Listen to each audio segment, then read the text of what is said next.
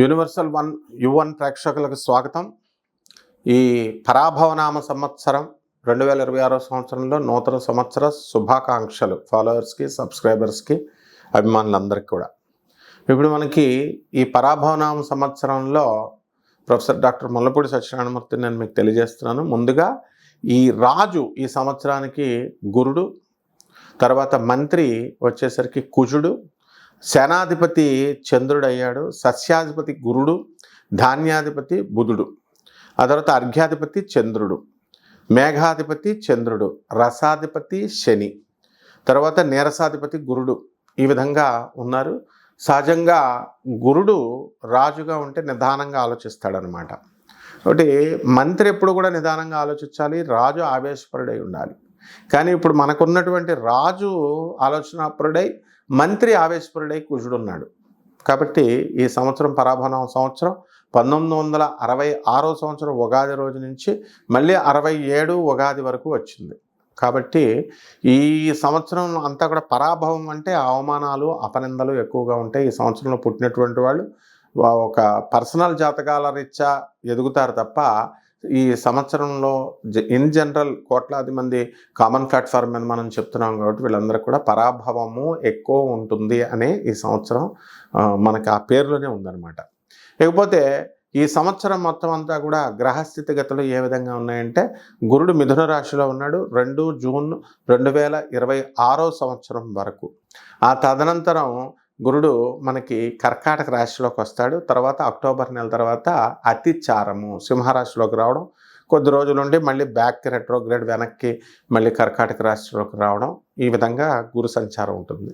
ఇక నవంబర్ 25, 2026 సంవత్సరం తర్వాత రాహువు కుంభరాశిలో ఉన్నటువంటి రాహువు మనకి మకర రాశిలోకి వస్తాడు. అలాగే సింహరాశిలో ఉన్నటువంటి కేతువు మనకి కర్కాటక రాశిలోకి వస్తాడు. ఈ విధంగా రాహుకేతువుల యొక్క సంచారం ఉంటుంది. ఇక శని సంవత్సరం అంతా కూడా ఈ యొక్క మీనరాశిలో ఉంటుంది.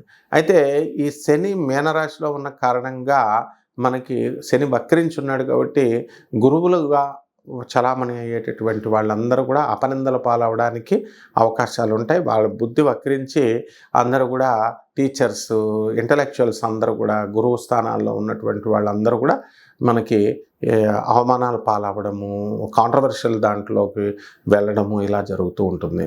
ఉదాహరణకి మనకి ఉత్తరాఖండ్లో ఉన్నటువంటి జ్యోతిర్మయ పీఠం శంకరాచార్య అవిముక్తానంద సరస్వతి మీదకి అపనిందలు రావడం, ఆరోపణలు రావడం అన్నీ నిజాల అబద్ధాల తర్వాత ప్రూవ్ అవుతాయి. అయితే ముందు అపనిందలు రావడం, చిరంజీవి స్వామి వారి అపనిందలు రావడం, ఇలాంటివన్నీ కూడా దీనికే కారణం, ఉదాహరణలు అనమాట. ఇక చిన్నామ చితక జ్యోతిష్కులు, ఈ యొక్క ప్రవచనకారులుగా చలామణి అయ్యేటటువంటి వాళ్ళు కూడా ఇదే పరిస్థితి. ఇప్పుడు చూడండి మీరు యూట్యూబ్లో కాంట్రవర్షియల్ టాపిక్స్లోకే వెళ్ళిపోతున్నారు వీళ్ళంతా. ఇది శని వక్రించి మీనరాశిలో ఉన్నప్పుడు. ఇప్పుడు మనం ద్వాదశ రాశుల వారికి ఒక్కొక్క రాశి వారిగా మనకి ఏ విధంగా ఉన్నాయి వ్యయ ఆదాయాలతో చూద్దాం.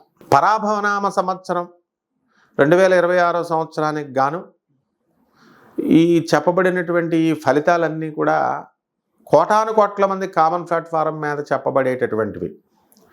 అయితే మీరు ఎప్పుడు బాగుపడతారు, ఎప్పుడు ఉద్యోగం వస్తుంది, ఎప్పుడు పెళ్ళిళ్ళు అవుతాయి, ఇలాంటివన్నీ కూడా నిశితంగా పరిశీలించాలి. వ్యక్తిగత జాతకాలను చూసినప్పుడు మాత్రమే మనం అవి చెప్పగలుగుతాం. నాసా లైవ్ రిపోర్ట్స్ని బట్టి మనం చూసి చెప్పడం అనేటటువంటి జరుగుతుంది. కాబట్టి ఎవరికైతే ఈ యొక్క జాతకాలు, మీ వ్యక్తిగత జాతకాలు, వ్యక్తిగత డెవలప్మెంట్ తెలుసుకోవాలనుకుంటున్నారు అటువంటి వాళ్ళు క్రింద ఇచ్చినటువంటి నెంబర్కి మీరు సంప్రదించండి, అపాయింట్మెంట్ తీసుకోండి. తులారాశి ఈ పరాభవనామ సంవత్సరంలో తులారాశి వారికి ఆదాయం 5, వ్యయం 14 ఉందండి. ఈ 14 ఏంటనుకుంటున్నారు? లాయర్లు ఖర్చు పెట్టడమే, అందరూ కోర్టు కేసుల్లోనే అనమాట. కాబట్టి 6 రాజ్యపూజ్యము, 3 అవమానము.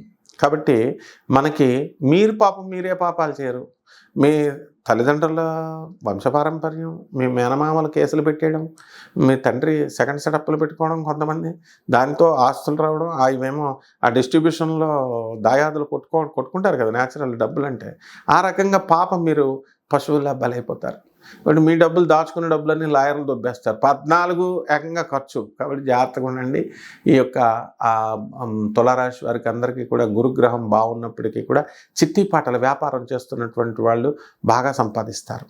అండ్ ఉద్యోగాల్లో లేనటువంటి వాళ్ళు ఉద్యోగాల కోసం, కొత్త ఉద్యోగాల కోసం ట్రై చేస్తున్నటువంటి వాళ్ళందరికీ కూడా ఉద్యోగాలు దొరకడం అనేటటువంటివి జరుగుతాయి. మనకు అలాగే ఈ రాశి వారికి అందరికీ కూడా ఫిషరీస్ డిపార్ట్మెంటు, హార్టికల్చర్, కోళ్ళ ఫారాలు పెట్టండి, బ్రహ్మాండంగా సంపాదిస్తారు. వైన్ షాపులు ఓపెన్ చేయండి. ఈ యొక్క లిక్విడ్ వ్యాపారాలు, పాలు, నీళ్లు, తేనె, ఇలాంటి వ్యాపారాలన్నీ కూడా బ్రహ్మాండంగా కలిసి రావడం జరుగుతుంది. బట్టల షాపులు, ఆ తర్వాత ఈ యొక్క హాస్టల్స్, ఇలాంటివన్నీ కూడా బ్రహ్మాండంగా ఉంటుంది. ఎడ్యుకేషన్ బిజినెస్లు, ఆ తర్వాత మెడికల్ డిపార్ట్మెంట్లలో బిజినెస్లు చేస్తున్నటువంటి వాళ్ళు కూడా సక్సెస్ఫుల్ అవుతారు. కాబట్టి అనారోగ్యంగా ఉన్నటువంటి ఈ యొక్క తులారాశి వారికి అంత ఆరోగ్యం బ్రహ్మాండంగా అవుతుంది. తాగేటటువంటి వాళ్ళందరికీ కూడా తాగుడు మానేస్తారు. ఆరోగ్యకరమైనటువంటి అలవాట్లు వచ్చేస్తాయి. లాంగిటివిటీ ఆఫ్ లైఫ్ పెరిగిపోద్ది మీకు. ఎప్పుడైతే అనారోగ్యం పాలన అయినటువంటి మీకు చక్కగా ఈ బ్యాడ్ హ్యాబిట్స్ నుంచి మీరు బయటకు వచ్చేసారో ఆరోగ్యం బ్రహ్మాండంగా ఇదైపోతుంది. అలాగే మీడియా రంగంలో ఉన్నటువంటి వాళ్ళందరికీ కూడా ప్రమోషన్స్ రావడం జరుగుతుంది. కెమెరామెన్లకి పెళ్ళిళ్ళు అయిపోతాయి, తర్వాత ప్రమోషన్స్, ఈ రకంగా చాలా చక్కగా మీ యొక్క జీవితం అంతా కూడా పూల పాన్పు పైన ఉన్నట్లుగా ఉంటుంది. ఒక్క పిల్లల దగ్గర నుంచి మాత్రం మీకు ఇబ్బంది ఉంటుంది. కాబట్టి పంచమ రాహు మిమ్మల్ని ఇబ్బంది పెడతాడు. మీ పిల్లలకి వివాహాలు, ప్రేమ వివాహాలు ఎంకరేజ్ చేశారు కదా చిన్నప్పుడు, పర్లేదు దేనైనా వచ్చి పర్లేదు మేము ప్రేమ వివాహాలు చేసేస్తామని. మరి అటువంటి ప్రేమ వివాహాల్లో ఇప్పుడు కరెక్ట్గా పెళ్ళిడికి వచ్చినటువంటి వాళ్ళు తులారాశి వాళ్ళు అందరూ కూడా వాళ్ళు ఏం చేస్తారు, తులారాశి వాళ్ళ పిల్లలు ఈ యొక్క రౌడీ షీటర్ల పిల్లల్ని ఎత్తుకుపోతారు. అప్పుడు వచ్చేది రౌడీ షీటర్లు మీ ఇంటికి వచ్చి కూర్చుంటారు, ఈ తండ్రిని పట్టుకుంటారు, లేపుకెళ్ళిపోయిన కాకుండా. ఈ విధమైనటువంటి అనూహ్యమైనటువంటి ఈ యొక్క సంఘటనలు జరుగుతాయి. కాబట్టి జాగ్రత్తగా మీరు ఇవి చేసుకోండి. రాహువు మిమ్మల్ని ఏ రకంగా మాయావియతనం, ఏ రకంగా అయినా కబళించేయచ్చు. అండ్ దురాశలు పెడతాడు. దురాశలు పెట్టేటటువంటి ఆ ప్రలోభాలకు వెళ్తారు. జీతం 5,000 ఇస్తామంటే ఎవరు చేయరు. 1,00,000 రూపాయలు ఇస్తామని ప్రలోభ పెడితే వ్యాపారంలో వచ్చేస్తుందని చెప్పి రైస్ పుల్లింగ్. అసలు ఈ రైస్ పుల్లింగ్ అనేటటువంటి కాన్సెప్ట్కి 100 కోట్ల రూపాయలు వస్తుందంటే పెద్ద పెద్ద పోలీస్ ఆఫీసర్లు, డాక్టర్లు కూడా పెట్టుబడిపోయి లాస్ అయిపోయినటువంటి వాళ్ళు ఉన్నారు. దీనికి కారణం రాహు అనమాట.